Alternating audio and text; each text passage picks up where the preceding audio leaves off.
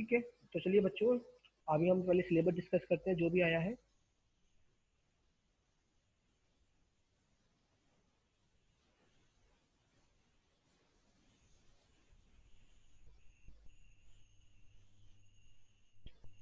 इसका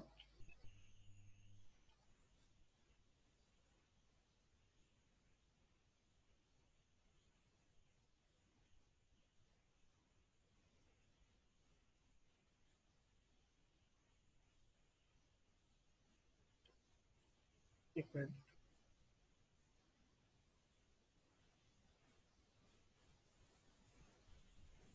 हाँ जी, बात करते हैं बच्चों, देखिए ध्यान से सुनिए, मैं एक एक चीज डिस्कस कर रहा हूँ, कोई भी दिक्कत है मुझे बताइए।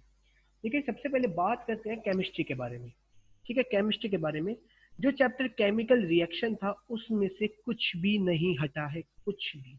Chemical equation, balance chemical equation, balance chemical equation के implications, types, combination, decomposition, displacement, double displacement, precipitation, neutralisation, oxidation and reduction, यानी केमिकल रिएक्शन हमने पूरा पढ़ लिया है और इससे कुछ भी पार्ट नहीं कटा है। बात करते हैं एसिड बेस सॉल्ट, तो बेटा एसिड बेस सॉल्ट में कुछ भी नहीं कटा है, जो पहले था वही सेम टू सेम है। H ion, acid base, preparation, plaster of Paris, washing soda, baking soda, bleaching powder, कुछ भी नहीं हटा है एसिड बेस सॉल्ट में से भी। ठीक है, तो एसिड बेस सॉल्ट पूरा का पूरा सेम है, यानी हमारे लिए फायदा हो गया, दोनों चैप्टर हमने वही करे हैं जिनमें से कुछ भी नहीं कटा है। बात करते हैं मेटल नॉन मेटल, तो देखो मेटल नॉन मेटल में से प्रॉपर्टीज है मेटल नॉन मेटल की।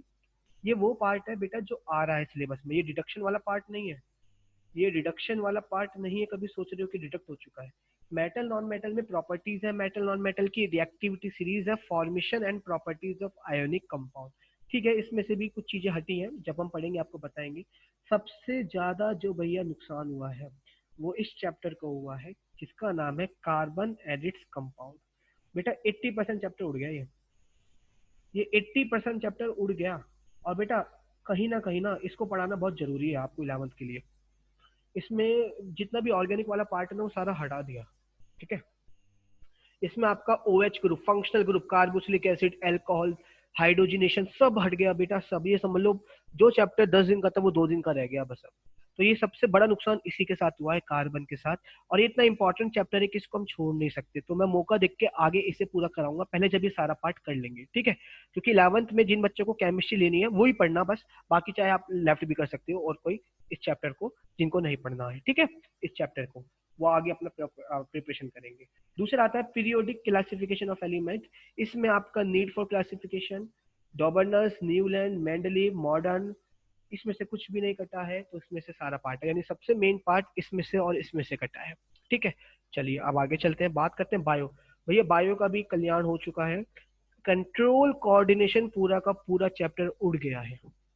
कंट्रोल कोऑर्डिनेशन पूरा का पूरा चैप्टर काट दिया गया है, जिन बच्चों ने स्कूल में पढ़ा है भूल जाओ, कुछ नहीं आने वाला कंट्रोल कोऑर्डिनेशन से, सब पार्ट कैंसिल हो गया पूरा का पूरा चैप्टर।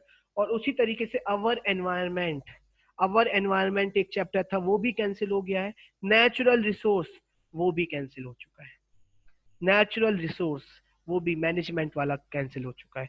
यानी केवल बायो के 3 चैप्टर बचते हैं जिसमें से हमने एक चैप्टर पढ़ लिया है, यानी सिलेबस बहुत बढ़िया हो चुका है हमारा। अच्छा हुआ मैंने हेरिडिटी स्टार्ट करा, कंट्रोल कोऑर्डिनेशन स्टार्ट नहीं करा, नहीं तो फिर से वही दिक्कत आती। तो अब तक हमने जितना भी पढ़ा है उसमें से कुछ नहीं कटा है, सबसे अच्छी बात ये है। हेरिडिटी भी आधा आ रहा है जहां तक मैं पढ़ा चुका हूँ ऑलरेडी। मेंडल एक्सपेरिमेंट देखो, मेंडल कॉन्ट्रीब्यूशन, लॉ बता दिए मैंने, सेक्स डिटर्मिनेशन, बस यहाँ पे। इसके बाद जो हमने इवोल्यूशन का पार्ट पढ़ा है, डार्विन्स थ्योरी सब बकवास, इसके अकॉर्डिंग जो नहीं आने वाला। ठीक है, वो हम केवल हेरिडिटी यहीं तक आने वाला, तो ये भी बहुत हल्का हो चुका है। बस अब हमारा जो चैप्टर बचता है वो लाइफ प्रोसेस, और लाइफ प्रोसेस में भी ज्यादा नहीं है, केवल लिविंग बींग्स में बेसिक कॉन्सेप्ट पढ़ना है, किसका, न्यूट्रिशन, रेस्पिरेशन, ट्रांसपोर्ट, केवल प्लांट्स और एनिमल्स में। ठीक है, बाकी रामायण नहीं पढ़ना कुछ भी। और रिप्रोडक्शन वाला चैप्टर हम ऑनलाइन पढ़ेंगे, वो मैं स्टार्ट करा दूंगा। ठीक है, बात करते हैं फिजिक्स की, तो देखो फिजिक्स में natural phenomena, reflection of light आ रहा है, बहुत अच्छी बात है, रिफ्रैक्शन आ रहा है, साथ में पावर ऑफ लेंस आ रहा है, प्रिज्म आ रहा है, ये सारा पार्ट आपका आ रहा है, यानी उसमें से कुछ नहीं कटा क्योंकि ये 11th में भी आएगा। बात करते हैं करंट का, तो इलेक्ट्रिसिटी वाले पार्ट में देखा जाए तो इलेक्ट्रिक करंट हम पढ़ चुके, पोटेंशियल डिफरेंस हम पढ़ चुके, ओम्स लॉ हम पढ़ चुके, resistance, resistivity, factors, combination, parallel combination, application उनकी, heating effect, electric power, relation between PVI, आदि सब पढ़ चुके हैं हम। ठीक है, आगे आता है मैग्नेटिक इफेक्ट, जो मैं कल से स्टार्ट कर रहा हूँ, यानी फिजिक्स का ये पहला पार्ट मैग्नेटिक इफेक्ट खत्म हो जाएगा कल। इसमें जो हमारा केवल फ्लेमिंग्स राइट हैंड रूल तक आ रहा है पूरा, मुझे लगा ईएमआई कट गया था, लेकिन वो आ रहा है। उसके आगे जो भी हमारा डोमेस्टिक के लिए सर्किट था कि क्या क्या एमसीबी और साथ में आपका फ्यूज, ये सारा पार्ट कट चुका है, केवल फ्लेमिंग राइट हैंड रूल तक आएगा जो हम कल पढ़ेंगे। ठीक है। अच्छा, बायो में अवर एनवायरमेंट आ रहा है, सॉरी, बायो में अवर एनवायरमेंट आ रहा है, यानी एक चैप्टर हो रहा है, ये छोटा सा चैप्टर है। तो ये चैप्टर का क्या है, तो बेसिकली बात करें तो बायो में कंट्रोल कोऑर्डिनेशन और मैनेजमेंट ऑफ नेचुरल रिसोर्स।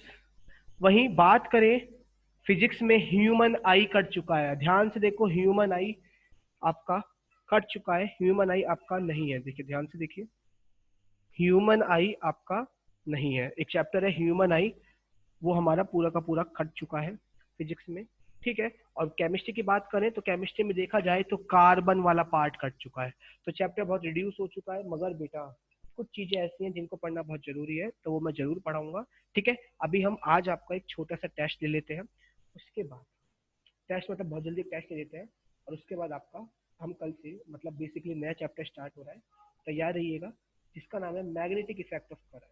ठीक है, ओवरऑल फिजिक्स में स्टार्ट करेंगे, केमिस्ट्री के 2 हो चुके हैं, बायो का 1 हो चुका है। ठीक है, तो इसको मैं यही ऑफ कर रहा हूँ, कोई भी दिक्कत है तो आप मेरे से पूछेंगे। ठीक है। अब ठीक है, तो आप देखेंगे इसको, सुनिए मेरी बात।